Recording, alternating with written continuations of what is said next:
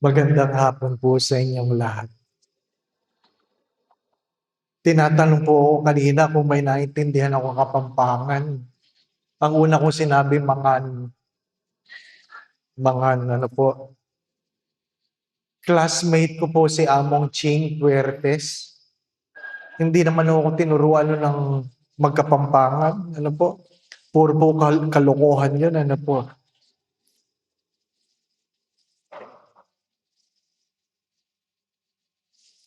Ano ba yung ibang Kapampangan? Ano po. Abe. Tama po ba yan? Abe. Saguli. Yun, saguli. Ano po. Ano pa? Mekeni. Ano po? Kabaler. Ano pa? Putang Bene. Pangit pakinggan. Ano po? Pero alam ko po, mayroong isang maganda. Dakal salamat. Ano po? Dakal salamat. Ano po? Ang tema po na sinabi ng inyong butihing kuraparo ko ay remembrance and gratitude. Remembrance and gratitude. Pag-alaala at pagtanaw ng utang na loob. Ano po?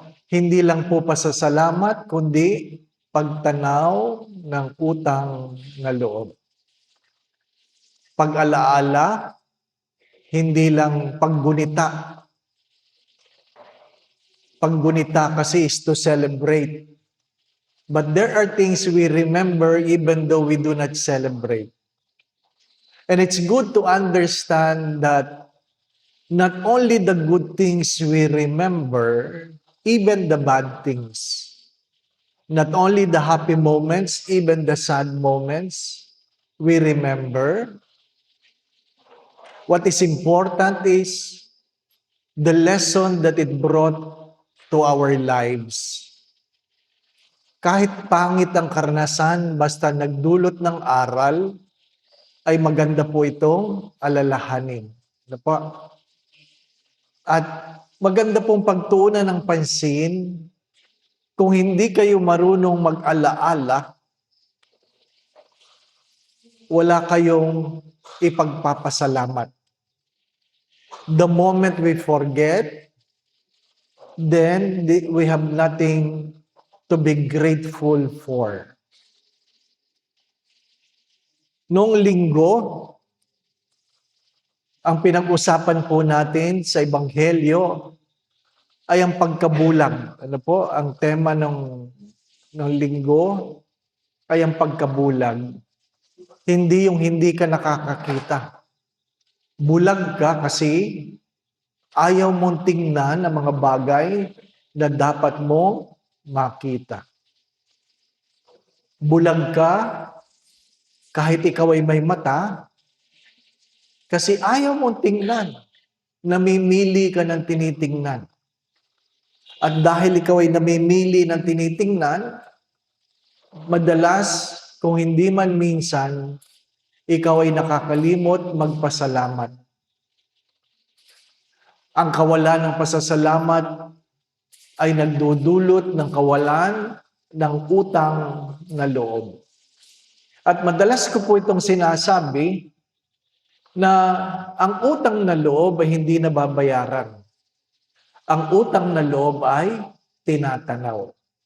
Kahit kailan, hindi mo yan mababayaran. Ano po? Tinatanaw mo yan. Habang panahon yan, hindi lang nasa iyong isipan, kundi nasa iyong puso. Kasi minsan, ang utak ay nakakalimot, pero ang puso ay minsan hindi nakakalimot.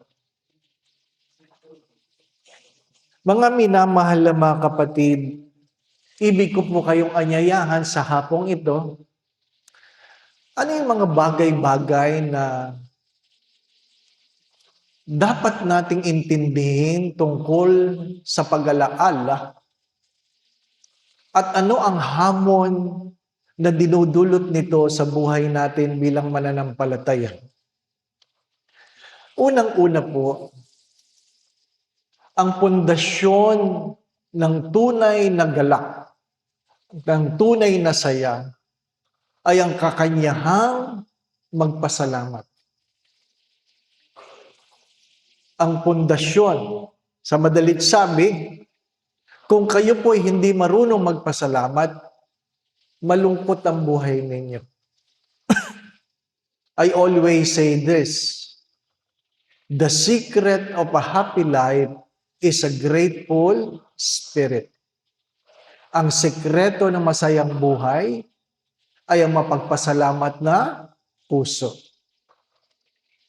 Hindi lahat ng masayahin marunong magpasalamat. Pero lahat ng marunong magpasalamat, masayahin. Kaya kung kayo po ay miserable, hindi ibig sabihin wala kayo. Kung kayo ay miserable, hindi ibig sabihin kayo ay mahirap. Kung kayo ay miserable, hindi ibig sabihin kayo ay may sakit. Kadalasan tayo ay miserable dahil hindi tayo marunong magpasalamat. Hindi tayo marunong magpasalamat. At sabi nga, ano bang inaasahan mo sa isang mahirap kumpara sa isang mayaman? Anong aasahan mo? Anong aasahan mo sa isang may sakit kumpara sa isang malusog? Anong aasahan mo sa isang dugyot kumpara sa isang buhay mayaman? Anong aasahan mo sa isang pangit kumpara sa isang maganda? Di po ba, anak? Anong aasahan niyo? Ang sagot niyo ay wala. Di po ba, anak? Wala kang maasahan dyan. Mahirap lang yan. Wala kang maasahan dyan, may sakit yan. Wala kang maasahan dyan, wala yang tinapos. Di po ba, anak? Kadalasan ang takbo ng isip natin sa mga taong wala kang maasahan. Pero, ang malaking pero ay, bakit itong mga ito na walang-wala, pag nakatanggap, grabe magpasalamat. Grabe magpasalamat. Bakit yung walang-wala, pag nakatanggap, grabe magpasalamat? Bakit yung may sakit pag pinagaling, grabe magpasalamat? Bakit yung mga nagugutom pag pinakain mo, grabe magpasalamat? Di po ba? At yun ang katotohanan na sabi nga, ibinumulat ang mga meron. Kung ito'y wala, marunong magpasalamat, bakit yung mga meron, hindi marunong magpasalamat? O nagrereklamo? Bakit yung mga may sakit na pinagaling, punong-puno ng pasasalamat, kumpara sa malulusog, na kaunting sakit lang, nagrereklamo sa Diyos? Ano po ang sagot? Kawalan ng utang na loob. Kawalan ng utang na loob. Because we feel we are so entitled. Eh ano ngayon, nag-aral ako eh. Nakatapos ako dyan eh. Ito ang tinapos ko eh. Pinaglalaban natin ang karapatan. Mga minamahal na mga kapatid, maganda po itong alalahanin na hindi tayo makakapasok sa langit dahil sa karapatan. Hindi tayo makakapasok sa pinto ng langit dahil sa karapatan. Kahit magbasa kayo sa Biblia, simula hanggang huli, hindi sinasabing makakapasok ka sa langit dahil karapatan. Tayo ay walang karapatan. At kung naintindihan mo na wala kang karapatan, ibig sabihin, ang iyong kaligtasan ay isang malaking biyaya. Malaking biyaya. Habang ako po ay tumatanda, binabalik-balikan ko po yung aking buhay, ang mga yugto ng aking buhay na noon aking tinatanong, bakit Bakit? Ano po? Bakit? Maraming bakit. Feeling mo aping-api ka. Bakit? Nawalan ka nito. Bakit? Hirap na hirap ka sa pag-aaral. Bakit? Maraming bakit. Ano po? Maraming bakit. Ngunit, yung mga bakit na yon at ang pagtataon ng yon ay nagbukas ng kamulatan, nagbigay ng katuruan upang magkaroon ng bagong pananaw sa buhay. Sa buhay. Pag pinag-usapan po natin ang kahirapan, kadalasan ang sinasabi yung walang pera. Di po ba na? Sinong mahirap? Walang pera. Sinong mahirap? Walang makain. Sinong mahirap? Walang tinapos. Pag pinag-usapan ng mahirap, yung wala. Wala. Nung ako po ay na-stroke, alam po ng marami sa inyo na ako'y na-stroke, ano po, na sa araw na yon, malusog na malusog ka, nagmisa ka ng umaga, alas 7, nagkasal ka ng alas 3, nag-drive ng alas 5, alas 5:15, stroke. Completely paralyzed. Completely paralyzed. Ano po? Meron lang akong pandinig at pwede akong magsalita, pero wala. Hindi ko pwedeng imulat ang aking mata kasi naduduling ako. Wala na lahat. Wala nang pakiramdam, simula leeg hanggang paa. Kaya nakiusap ako sa aking kasama na sabihin yung security guard ng Mercury Drug na buhatin ako, ilipat ako mula sa harapan ng sasakyan hanggang likod. Ano po? At habang nasa hospital ka na hindi ka makakilos, ang tinatanong ko lang ay, ano ang nangyayari? Ano ang nangyayari? Hindi ka makakilos. Nawala ba ang aking pinag-aralan? Hindi naman. Binawi ba ang aking diploma? Hindi naman. Tinanggalan ba ako ng aking pagkapare? Hindi naman. Nawala ba ang aking wallet? Hindi naman. Nandun lahat. Kaya lang, paralisado. Pwede kang meron lahat, pero kung ikaw ay may sakit, talo mo pa ang mahirap. Kinukwento ko sa kanila, paralyzed kang ganyan. Ang pwede mo lang gawin, magreklamo. Pero kung hindi sila kikilos sa paligid mo, wala kang magagawa. Magsisigaw ka man, pwede ka nilang hindi pansinin. Nilalangaw yung mukha mo ganyan, nilalangaw. Ano po? Hindi mo mabugaw yung langaw. Kasi hindi mo may galaw ang iyong kamay. Hinihipan mo lang.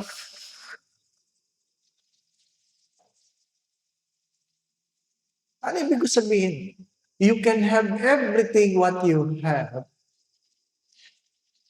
And do not wait for the moment for God to take away what you are boasting to make you realize you are nothing. You are nothing. Mahalaga sa simula, alam natin na tayo ay walang-wala. At kung ano man ang meron tayo, ay dahil yan sa biyaya ng Diyos. Pinag-uusapan namin kaninang umaga, pagdating ng Biyernes Santo, wala namang misa ng Biyernes Santo, hindi po ba, no? Meron lang liturgy of the word, may veneration of the cross, mayroong communion, wala nang final blessing. Di po ba? At anong kauna-unahang ginagawa ng pari pagpasok sa simbahan? Dadapa siya dyan sa harapan, di po ba na? Dadapa ang pari. Si Bishop Sok sabi niya, kung dadapa kayo, huwag niyong wawalisan. Huwag daw wawalisan. Ano po? Kung dadapa ka dyan, huwag mong pawawalisan. Kasi ibang pari, pinalalagyan pa ng carpet eh. Hindi po ba? Ano? Hindi ko alam dito sa Pampanga. Pero sabi, pag dumapa ka dyan, huwag mong pawawalisan. Ano ibig sabihin nun? Ang pagdapa ng pari sa harapan ng altar ay pag-alaala na sa napakabuting mukha ng Diyos, nginudgud mo sa lupa dahil sa iyong kasalanan. Wala namang ginawa sa iyo ng masama ang Diyos. Pero, nung ang Diyos ay nagbabata, nginudgud mo ang mukha ng Diyos sa lupa. Kaya nga sabi, kung napansin niyo, pag Biyernes Santo, ang pari ay hindi humahalik sa altar table. Hindi humahalik sa altar table. Hindi ko alam kung napapansin niyo yan. Ano po? Simula sa pagkakadapa, tuloy agad sa opening prayer. Bakit? Bakit hindi hinahalikan ng altar table? Sapagkat pinamumukha sa pari na hindi lahat ng paghalik ay maganda. Dahil ang paghalik ni Judas ay pagkanulo sa kanya. Di po ba? Yun lang naman bagong kasal, ang halikan. Yung mga sabik na sabik. Pagkatapos ng kasal, pag sinabi, itaas na po ang belo. Naku, excited! Pati yung mga tao, diba? Pwede mo lang halikan na yung asawa. Talaga naman. Pero pag wedding anniversary, buwan-buwan, aming binibless yung mga nag-anibersaryo ng kailang mga kasal. Ano po? Halikan niyo na po asawa niyo. Alam niyo kung saan humahalik? Walang humahalik sa labi. Parang diring-diri. Ano nangyari? Di po ba na? Mananabi ako. Total, pinag-uusapan naman natin, mananabi ako. Yung mga misis dito, kung alam mo ang iyong mister, may hinahalik kang iba. Hello? Kung ang iyong mister, alam mong may hinahalik kang iba, magpapahalik ka pa ba? Kita nyo na? Di ba? Simple lang. Ang hindi paghalik ng pari sa altar table ay isang paggunita sa isang nakakahiyang pagkakataon na ang sarili mong alagad, hinalikan ka, hindi dala ng pagmamahal, kundi pagkakanulo. Bakit ka nagkanulo? Wala kang utang na loob. Wala kang utang na loob dahil wala kang ipinagpapasalamat. Wala kang pinagpapasalamat dahil wala kang natandaan na sa dinami-dami ng milagrong nakita mo, wala kang natandaan. At yan ang problema natin. Kaya hindi natin magunita ng maayos sa mga mahal na araw ay dahil malilimutin tayo. Wala tayong natatandaan. Maliban sa sama ng loob. Di po ba, no? Kaya nga sinasabi ko rin ito, may mga pagkakamali na pwedeng limutin. May mga pagkakamali na pwedeng patawarin, pero hindi pwedeng limutin. There are things that can be forgiven, but cannot be forgotten. Bakit pagpangit, hindi nakakalimutan? Di po ba? Bakit pagpangit ang karanasan, hindi nakakalimutan. Pero pag maganda, ang daling limutin. Bakit ang mga anak walang utang na loob sa mga magulang? Sorry ha. May mga anak na walang utang na loob sa magulang. Na pag humihingi ang magulang, para bagang napakabigat sa anak magbigay. Magbibigay pero susumbatan ka pa. Anak, pahingi naman pambili ng gamot. Ano sasabihin na anak? Hindi nyo kasi inaayos ang buhay nyo. Kaya kayo may sakit. Di ba? Kaya maraming magulang, kahit may nararamdaman, hindi na nagre-reklamo. Kasi parang mas masakit yung salita kaysa doon sa perang iniabot. Di po ba? Malilimutin ang mga anak. Malilimutin. Napakadaling magsabi sa magulang, "Ma, paulit-ulit ka naman eh." Di po ba? Sinasabihan mo ngayong matandang magulang, "Huwag kayong paulit-ulit, ang kulit niyo." Na nakalimutan niya nung siya'y maliit, paulit-ulit din siya. Na nung siya'y bata, makulit din siya. Hindi po ba? Pag matanda, hirap na hirap kang akayin, ayusin niyo. Dahil nakalimutan mo nung ikaw ay maliit, hirap na hirap din ang magulang mong akayin ka. Malilimutin, di po ba, no? Sa kapirasong hinihingi ng magulang mula sa anak, hirap na hirap dumukot ang anak.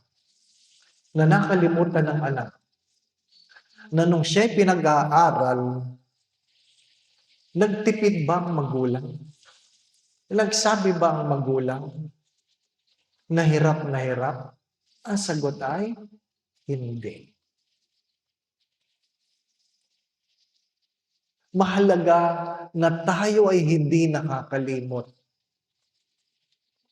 Mahalaga na kahit hindi natin ginugunita, ay inaalala natin ang mga bagay-bagay ng ating kahapon para mayroon tayong dahilan na magpasalamat. Huwag niyong antayin na hindi na kayo makakilos bago ipagpasalamat ang inyong kalusugan. Huwag niyong antayin na puro gamot na lang ang inyong kinakain bago ipagpasalamat na ngayon ay meron pa kayong panlasa. Huwag niyong antayin na hindi na kayo makabangon para pumunta sa simbahan kumpara na kayo ay malusog ngayon na para bagang ang hirap magsimba. Kasi nakakalimutan natin na meron tayong dapat ipagpasalamat. Alam naman natin ang ibig sabihin ng Eucharistia. The meaning of the Eucharist is a thanksgiving. Isang pasasalamat. Isang pasasalamat. Kaya nga, pag wala kang pasasalamat, wala kang paggunita, wala kang dahilan para maging masaya. Wala kang dahilan para maging masaya. Ikalawa, ang pasasalamat, ang paggunita, gratitude and remembering creates a healing from our grief. Nagdudulot ng lunas sa mga sakit sa buhay. Sakit sa buhay. Minsan, kailangan niyong balikan ang mga pangit na karanasan upang hilumin ang mga sugat na meron ka sa kasalukuyan. Naikwento ko na po ito, marami sa inyo marahil yung kung kayo ay nakikinig sa mga homilies ko, na kung saan kaming magkapatid ay nag-aaral ng college. At dala ng kahirapan, ako at ang aming panganay ay pumapasok sa college na isa lang ang aming sapatos. Isa lang ang aming sapatos. Sinusuot niya yun sa umaga, ako sa hapon. Umaga, aantayin ko siyang umuwi. 12:00, nakamedyas na ako. At pagdating niya, walang kwento-kwento. Yun ang aming walang kwento-kwento. Hubarin mo ang sapatos para mahanginan at lumamig ng konti at ako naman magsusuot. Kaya ang subject namin, dapat black section siya sa umaga, black section ako sa hapon. Pag linggo, isa nakasapatos, isa nakatsinelas habang nagsisimba. Nakatapos kami ng college, industrial engineer siya, mechanical ako. At habang ako'y nagtatrabaho, nabibili ko ang gusto ko, napipili ko ang sapatos na gusto ko. Pero minsan, pag dumadaan ako sa mga sapatosan, napapaluha ako. At tinasabi ng mga kaibigan ko, gusto mong bumili ng sapatos? Ang sagot ko ay, hindi. Ano tinitingnan mo? Naalala ko lang na minsan wala akong sapatos. Nagdudulot ng pagluha, hindi dahil malungkot, kundi punong-puno ng pasasalamat. Yung iba marahil sa inyo, nung pumutok ang bulkan, nalipat, di po ba Nagtatrabaho ako noon. Yun ang kauna-unahang pagkakataon na nakilala ko si Apo Seto sa sakop. Nagdadala ko ng bigas galing sa Maynila. Kaya ngayon, pari na ako, pag nakikita niya ako, Father Concepcion. Yun ang naalala niya. Kasi hindi pa ako pari, nakilala na niya ako. Anong meron? Anong meron ng ang Pampanga ay binalot ng lahar? Ang mga magulang marahil ninyo o ang iba sa inyo ay walang-walang laman ang pinggan. Yung iba'y nag-aantay lang ng merong may aabot. Iniluluha. At ngayon nakaraos na. Hindi na nagbabalik ang kawalan. At marahil ang iba pag kumakain ng marami, naalaala mo ang panahon ng taggutom. Di po ba,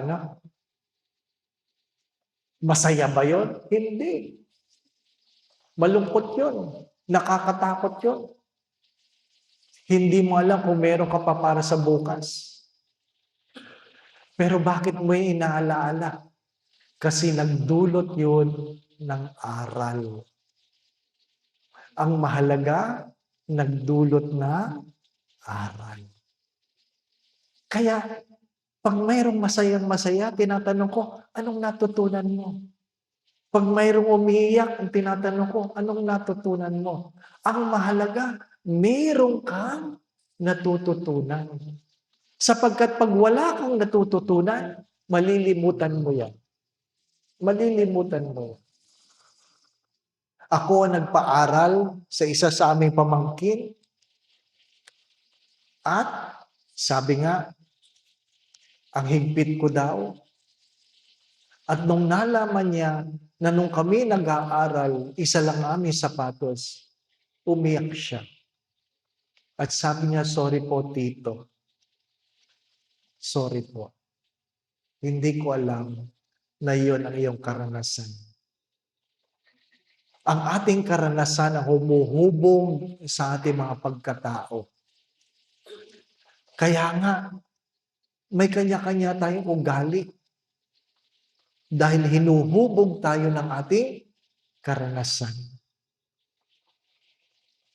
Hindi ako madamot, marahil sinasabi mo, kaya lang dumanas ako ng hirap. Kaya ako ay tipid. Hindi naman ibig sabihin ng tipid, madamot. At yung mga hindi nakaranas ng hirap, yan yung kung mag-aksaya, ay grabe. Di po ba? No? Grabe.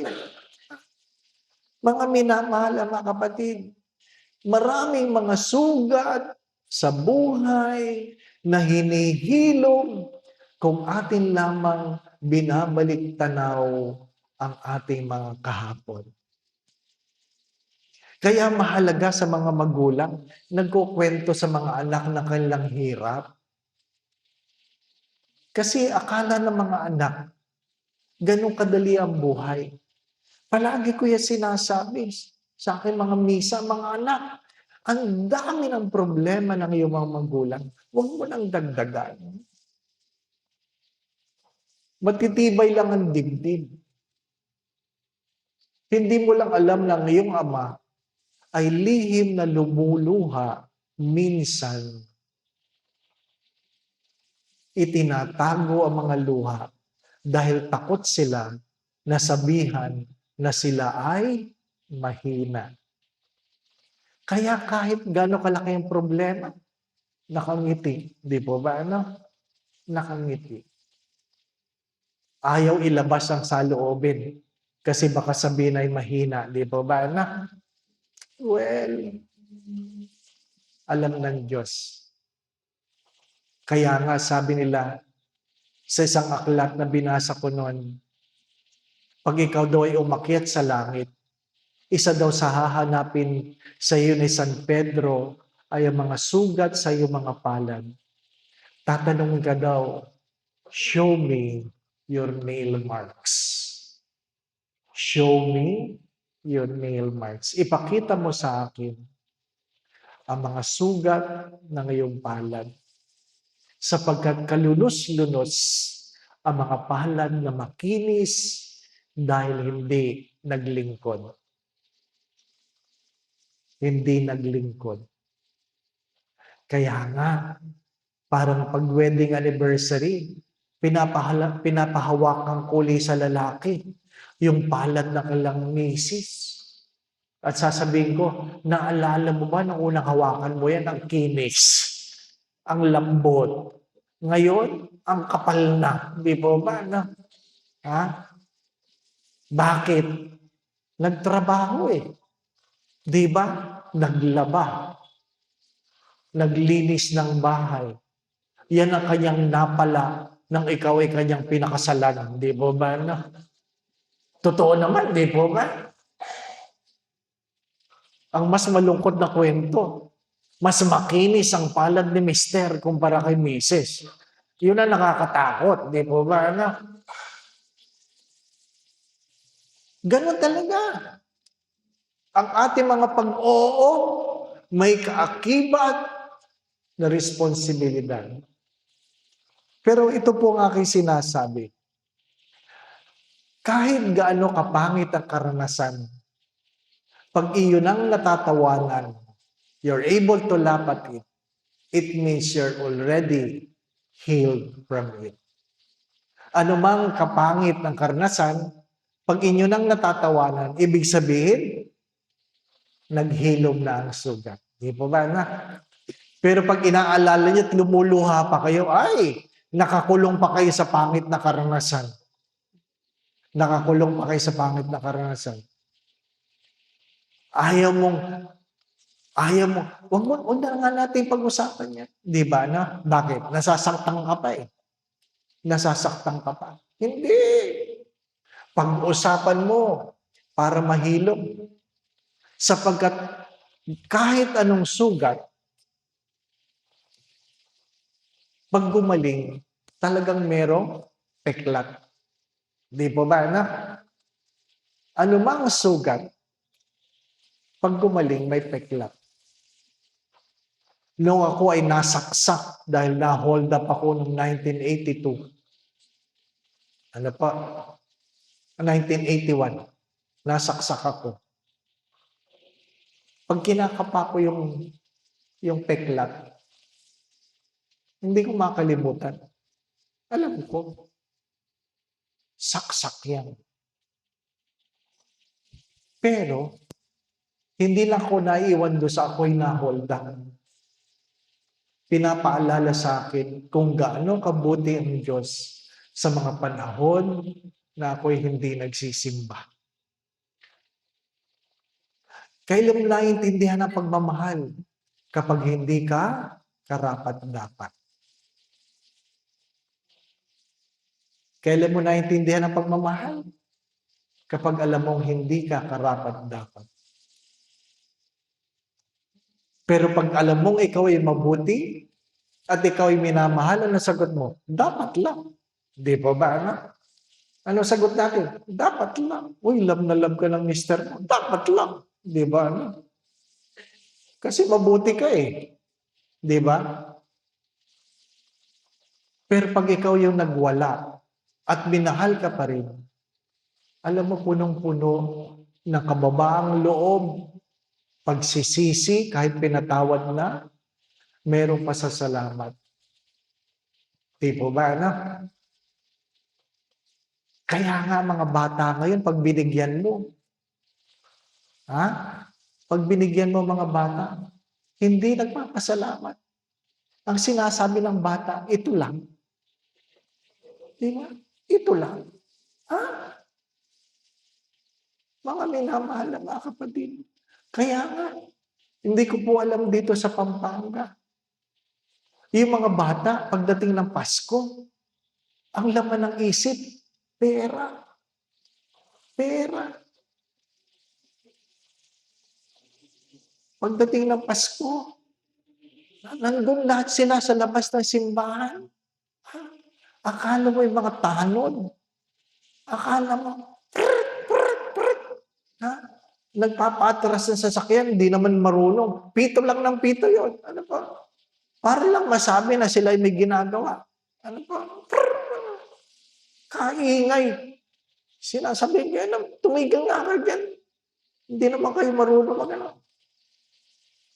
At pagdating ng araw ng Pasko, nakita ko yung mga bata sa tabi ng simbahan, nagbibilang ng pera.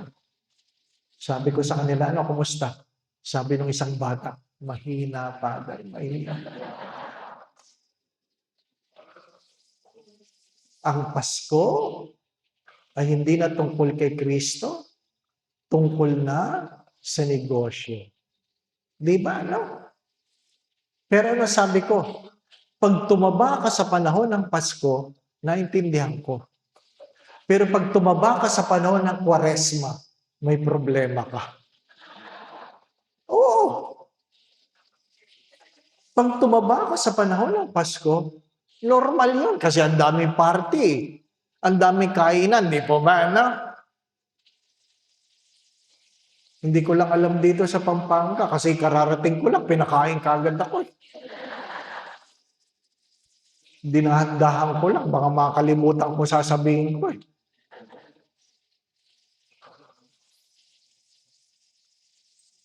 Nasaan tayo?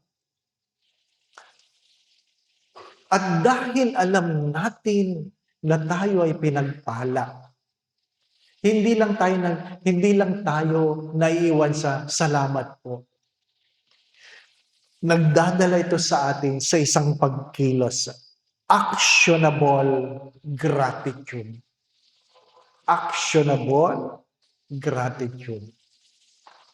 Ang tunay na pasasalamat ay hindi lang yung ikaw ay nagsasabi ng thank you, gumagawa ka ng paraan para ipakita ang iyong pasasalamat. Ano po sabi ng butihing obispo, si Bishop Bacani, sa wikang Tagalog?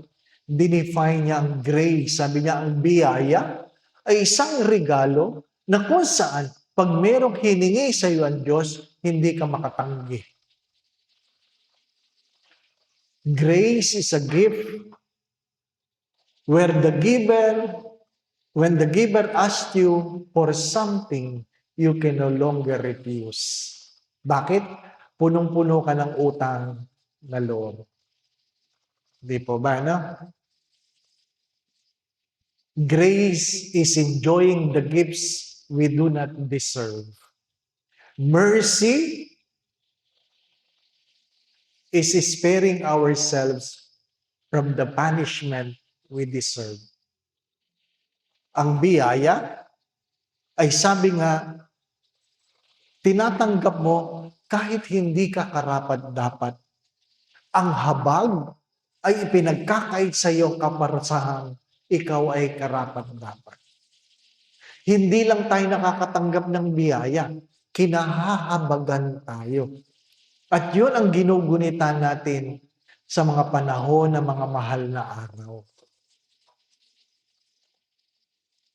Ano ang ginawa mo na? Pag inyo pong binabalikan, ang hinahanap sa atin, sa ating buhay pananampalataya ay bunga. Bunga. Fruits. Ano ang bunga ng biyayang iyong natanggap?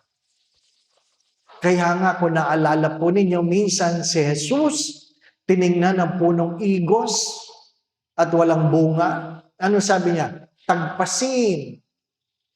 Tagpasin. Sayang lang ang kinalalagyan kung walang dinudulot na bunga. Anong sabi ng hardinero? Pahintulutan niyo po ako na lagyan ng abono, dukalin ang lupa, at kung hindi pa rin siya mamumunga sa isang taon, atin po siyang tatagpasin. Pero ilang taon na nakalipas na hindi ka pa namumunga, di po ba, anak? Kayo po sumagot, ano na ang bunga? Ano na ang bunga ng kabutihan sa inyo ng Diyos? Pag kayo po ay pumunta, halimbawa, sa Fatima, meron pong mahabang tiles. Ano po? Mahaba. Napakahaba. At makikita po nyo madaling araw hanggang gabi, hanggang dilim, may mga taong naglalakad ng paluhod. Naglalakad ng paluhod. Pinapanood ko yan. Alam kong hindi yan madali kasi naglakad ako ng paluhod sa Quiapo na maiksi lang, pero ang sakit, ito napakahaba. Inaamin ko. Baka pag sinumalang ko, hindi ko talaga matatapos. Ano po? Pero tinanong ko minsan ng ilan sa kanila, ano po ang inyong hinihingi? Bakit kayo naglalakad ng paluhod? At ang kagulat-gulat na sagot, wala pa akong hinihingi. Nagpapasalamat lang ako. Bakit kayo naglalakad na paluhod? Wala po ako hinihingi. Nagpapasalamat lang ako. Sa simbahan natin, marami ang humihingi. Pero kokonti ang nagpapasalamat. Di po ba, anak? Hello? Gising pa ba kayo? Ha?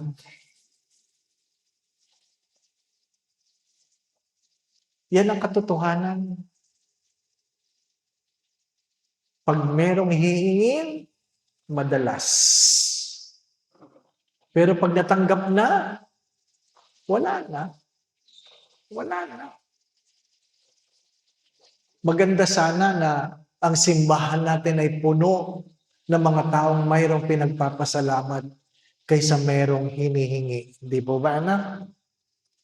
Maganda sana na dinadalaw ng mga anak ang magulang. Hindi dahil may hinihingi, kundi dahil nagpapasalamat. Di po ba? Hello? Di po ba totoo? Mas maganda na dinadalaw ng mga anak ang magulang dahil mayroong pinagpapasalamat. Hindi dahil mayroon lang hihingin.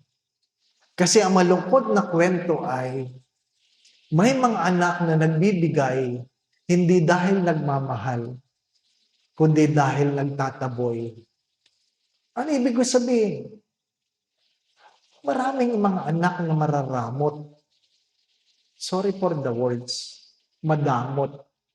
Na pag hinihinga ng mga magulang ng konting tulong, at pagkamisa naman ang inihihingi ng magulang ay hindi para sa kanila, kundi sa kapatid din nilang walang-wala. Ano sasabihin ng anak? Bigyan mo na yan para umalis. Bigyan mo na yan para umalis. Sa madalit sabi, hindi lahat ng anak na nagbibigay, nagmamahal. Yung iba, para umalis kayo. Para umalis. Bakit? Visit kayo sa buhay. Di ba? Ang mga lolo at lola, nanghihingi ba para sa kanilang sarili? Ang mga nanay niyong matatanda, nanghihingi ba para sa sarili pag Pasko? Hindi naman. Gusto lang nilang meron din silang maibigay sa mga namamaskong apo. Di po ba, anak? Wala nang naipon. Yan ang katotohanan. Kung meron kang pasasalamat, dapat merong pagkilos. Palagi ko po ito sinasabi, tayo ay nagbibigay, hindi dahil meron tayong sobra. Tayo po ay nagbibigay dahil alam natin ang pakiramdam ng walang-wala. Kaya, kung ang pakiramdam mo ang nagtutulak sa iyo magbigay, magbibigay ka ng punong-puno ng pasasalamat. Dahil sinasabi ko, o sinasabi mo sa sarili mo, kasi minsan walang-wala ako. Di po ba? Walang-wala ako.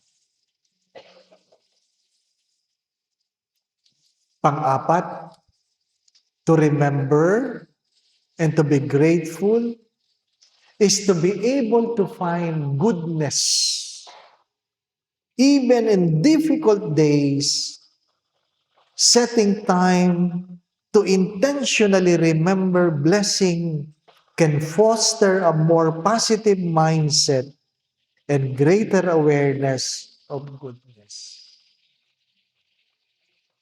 Matatapos din yan. Ano man ang pinagdadaanan nating hirap, matatapos din yan. Sino sa inyong namatayan ng COVID? Meron po ba kamag-anak na namatay ng COVID? Aba, ang swerte nyo. Ilan lang. Ang aking tanong, bakit hindi kayo namatay?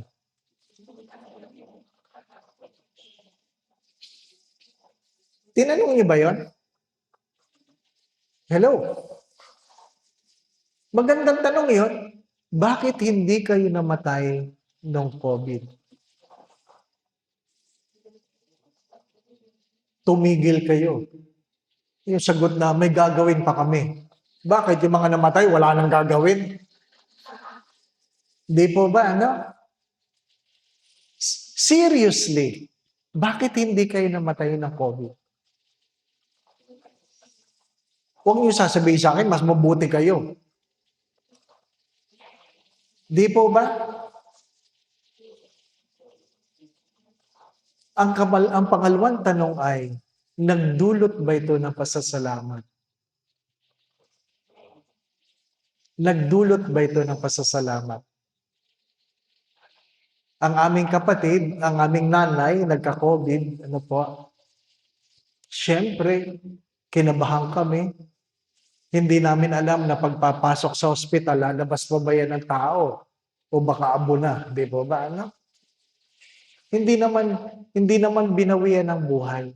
Kaya lang, dahil sa COVID, nanghina, nagkaroon ng demensya. At least buhay. Di po ba? At least buhay. Pero yung iba, wala na. Yung iba nga, ama't ina ang wala. Di po ba? Si Among Rick,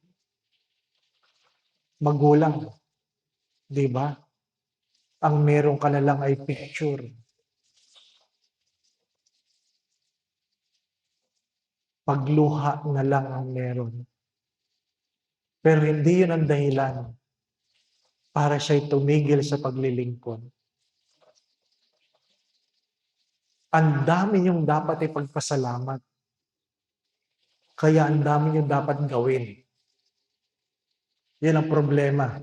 Umattend kayo na recollection ngayon. Nalaman niyo na ang dami niyo palang dapat gawin.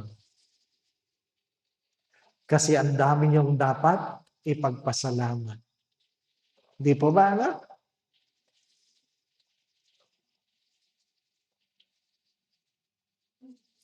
Ang hirap ng buhay, ang pagpapala ngayong natanggap, hindi lamang nagbibigay lakas ng loob, kundi nagdudulot ng magandang pananaw. A different perspective, a different attitude. Di ba? Huwag niyong kakalimutan, hindi sakit o hindi karamdaman ng pagtanda. Di po ba, na? Feeling ng iba, pag sila'y masakit na ang tuhod, masakit na ang bewang, mabagal na dahil sila'y matanda, feeling nila may sakit sila. Wala kayong masakit, matanda lang kayo. Ang po ninyo. Tanggapin ninyo. At pag kayo ay matanda, ibig sabihin kayo ay mahaba ang buhay. Magpasalamat kayo. Hindi yung reklamo kayo ng reklamo. Meron akong parokyano, reklamo ng reklamo. Ang tanda na daw niya. Masakit na, Father. Mabagal na ako.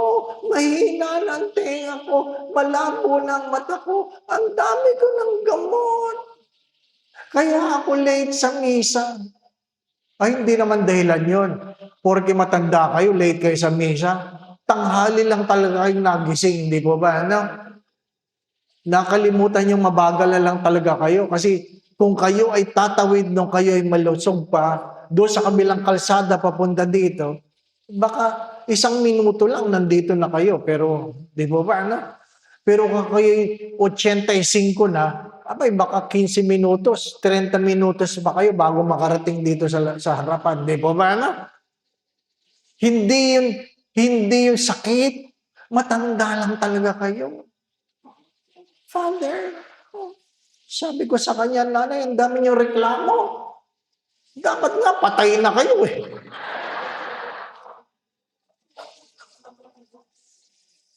Pagkamisan, ang dami natin reklamo. Dahil hindi natin nakikita ang biyaya sa mga nakalipas na panahon. Di po ba, na?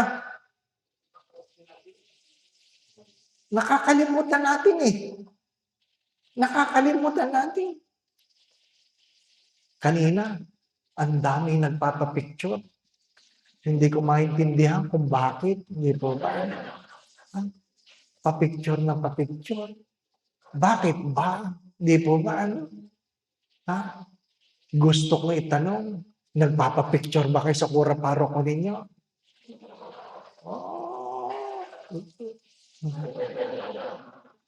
Pag matanda na ang pari, hindi nyo na pinapansin. Di ba? Kasi pag bata, amoy pari pa eh. Pag matanda na, paring may amoy na. Di ba ba? Iniiwanan na. Anong sabi ng isang matandang monsignor sa akin? Sabi niya, alam mo, Dave, nung bata ako, ganyan din ako. Alin po yun? Yung ganyan, ang dami nag-iimbita, ang dami nagpapakain, ang dami nagbibigay. Ay ngayon po, wala na. Kinalimutan na nila ako. Sabi ko, ganyan din ako pagtanda mo, Senyor. Ganyan din. Diyan din ako pupunta. Di ba ba? Ano? Napakadaling iwanan ng matandang pari. Doon sa isang misa, isang pari nakatulog sa misa dahil diabetic. Oh, hindi naman patay. Naghihilik pa eh. Ano po? Pero pag kayo na hypo, ang hirap niya talagang gisingin. Di po ba? Hindi na siya pinagbibigay ng komunyon, baka matisod. Pinaupo na lang siya habang nangungumunyon. O, nakatulog. Nag-hypo, ginigising, hindi magising. Nung nagising siya, wala na mga tao. Nag-aalisa na yung mga tao. Kaya nung makita ko siya sa aming meeting, sabi ko, Monsi, may balita ako sa inyo. Ano yun? Iniwan ka daw ng mga tao sa misa. Sabi niya, ang sama ng mga yan, ang sama. Bakit, Monsi? Bakit pag nagmimisa ako, habang ako'y nagmimisa, nakikita ko silang natutulog, iniiwanan ko ba sila? Magsabi kayo. Di ba? Tinutulugan nyo naman talaga ang misa, pagka-misa, di po ba? Ano? Yung ibang nga sa inyo, pag may nakitang pari at siya magmimisa, sasabihin niya, sleeping time. Alam nyo na eh, di po ba? Ano? May mga paring ibong Adarna, di po ba? Ano? Na pag nagsalita, talagang kahit anong mulat mo, makakatulog ka eh, di po ba? Ako, Father, pag yan ang nagmisa, talagang makakatulog ako. Ano sagot ko dyan? Huwag mo siyang kakalimutan. Huwag mo siyang kakalimutan. At saan man siya nalilipat, alamin mo. Bakit, Father? Darating ang araw na hindi ka na makakatulog. Magsimba ka para makatulog ka. Di ba? Di ba?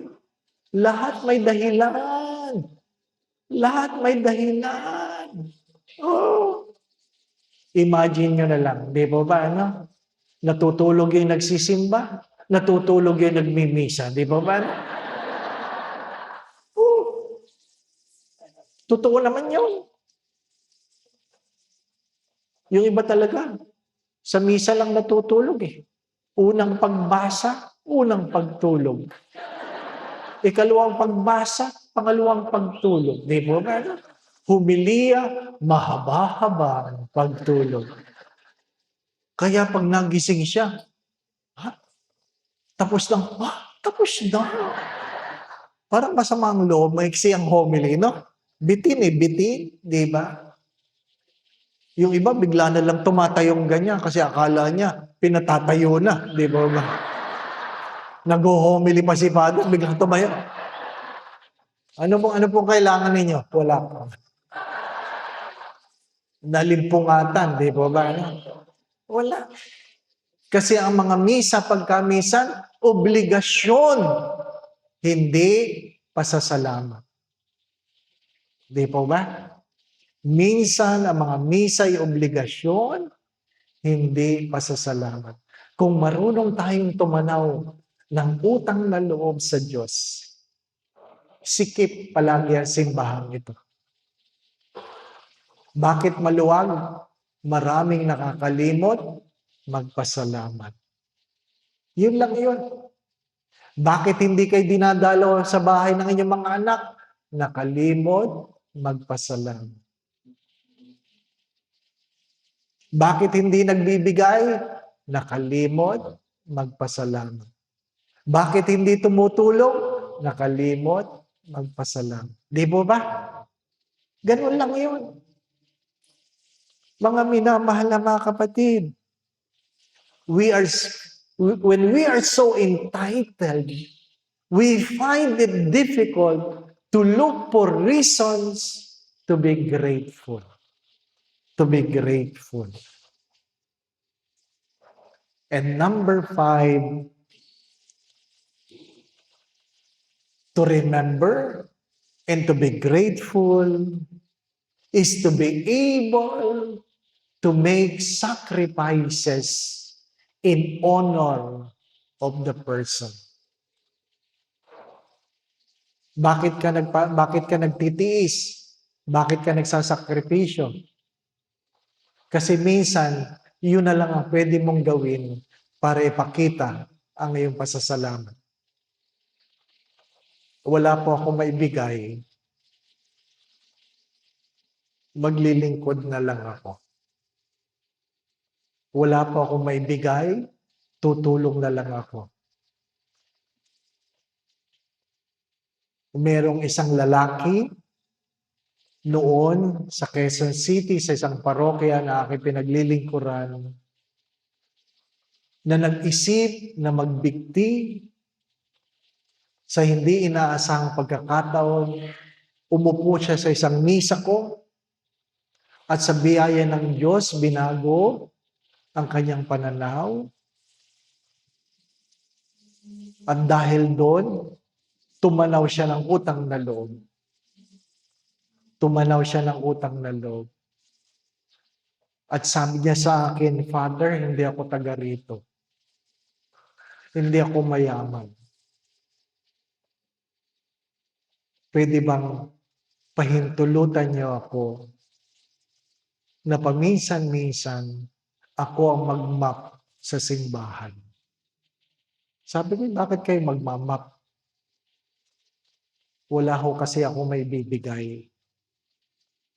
Ibig ko lang suklian ang biyayang aking natanggap. Ay sabi ko, sige. Pero kalaunan ay tinanong ko, ano po ba pinagpapasalamat ninyo? Saka lang siya nagkwento na isang hapon, pauwi siya, galing sa kanyang trabaho, at inisip niya na hindi na umuwi sa pamilya at kitilin ang kanyang buhay. Napadaan lang siya sa simbahan. Pagod na pagod, sabi niya. At narinig ko mga bagay na kailangan ko marinig at binago nito ang aking buhay. Walang-wala ako. Ang pwede ko lang gawin, Father, tumulong sa paglilinis sa simbahan. Hinayaan ko siya maglinis. Wala kang panghulog. Pero at least, kung ikaw ay may dahilan, may paraan. Di po ba? Kung may dahilan, may paraan.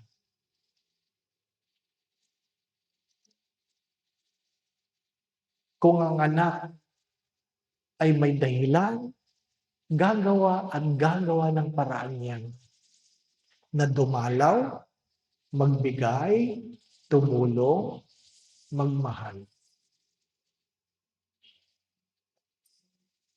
Mga minamahal na mga kapatid, pagtitiis ba yon? Ang sagot doon ay pagtanaw ng utang na loob. Sabi ko nga, pwede kang magbigay ng walang pagmamahal, pero kahit kailan hindi ka pwede magmahal nang hindi ka marunong magbigay. Pwede kang magtiis ng walang pagmamahal, pero kahit kailan hindi ka pwede kang magmahal na hindi ka marunong magtiis. Pwede kang maglingkod ng walang pagmamahal, pero kahit kailan hindi ka pwede magmahal na hindi ka marunong maglingkod. Pwede kang magpatawad ng walang pagmamahal, pero kung ikaw ay mayroong pagmamahal, marunong kang magpatawad. Kaya mayroong nagsisimba ng walang pagmamahal. Pero doon sa mga nagmamahal, hindi nila nakakaligtaang magsimba. May mga naglilingkod sa simbahan na walang pagmamahal. Pero doon sa mga nalaman nilang sila'y minahal ng Diyos, sinusuklian nila ng pagmamahal ng Diyos sa pamagitan ng kanilang paglilingkod. ang paggunita ng mahal na araw ay hindi ulitin ang paghihirap ng Diyos. Ang paggunita ng mahal na araw ay ang pagtanaw ng utang na loob. Isang pasasalamat sapagkat ating inaalaala ang kanyang kabutihan. To remember, maging bahagi ako ng mga makasalanan na minahal bago pa ako nagbago.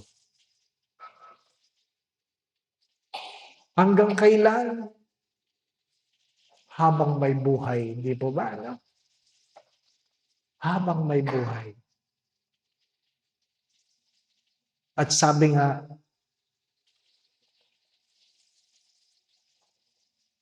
hanggang kailan o hanggaano kalaki ang pagmamahal ng Diyos sa akin? Ang sagot ay, tingnan mo ang krus. Ganito lang ba?